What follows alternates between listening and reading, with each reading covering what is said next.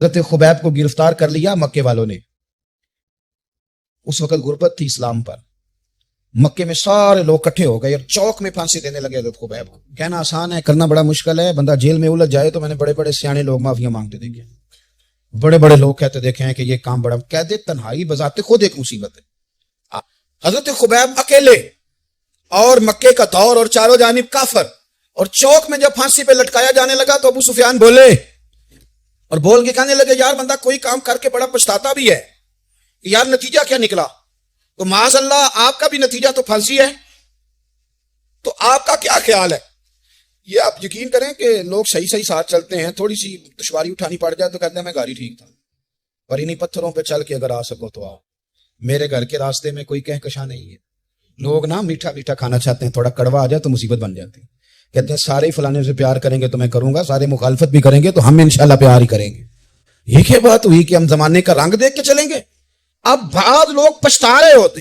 حضرت خبیب سے کہا ابو سفیان نے، ابھی کلمہ نہیں پڑھتے تھے، کہنے لگے تو اس وقت پھانسی پہ لٹک رہا ہے اور تیرے نبی مدینے میں اور آرام میں اور ان کے صحابہ آرام میں، اہل بیت گھر میں. تیرے ذہن میں اگر اس وقت یہ بات ہو کہ اس وقت تیری جگہ پہ وہ ہوتے معاذ اللہ، تو پھر کیا ہوتا؟ مجمع غیروں کا، علاقہ غیروں کا. یہ ٹائم آیا تھا اب نعرہ رسالت لگانے کا. اب ٹائم آیا حضرت خبیب نے نعرہ رسالت لگانا ہے، پر لگانا کس طرح ہے کہ کافر یاد رکھیں. حضرت خبیب سے کہنے لگے اگر تیری جگہ حضور ہوتے تو پھر تیرا کیا خیال ہے معاذ اللہ؟ تو حضرت خبیب کہنے لگے تم ابھی بھی نہیں سمجھے؟ ٹھیک ہے میں مکے میں اکیلا ہوں، سارے لوگ مدینے میں ہیں، پر میں پچھتا نہیں رہا، میں تو فخر کر رہا ہوں. میں فخر کر رہا ہوں اس لیے کہ چوری کر کے جان نہیں دے رہا، مدینے والے کی عزت پہ جان دے رہا ہوں.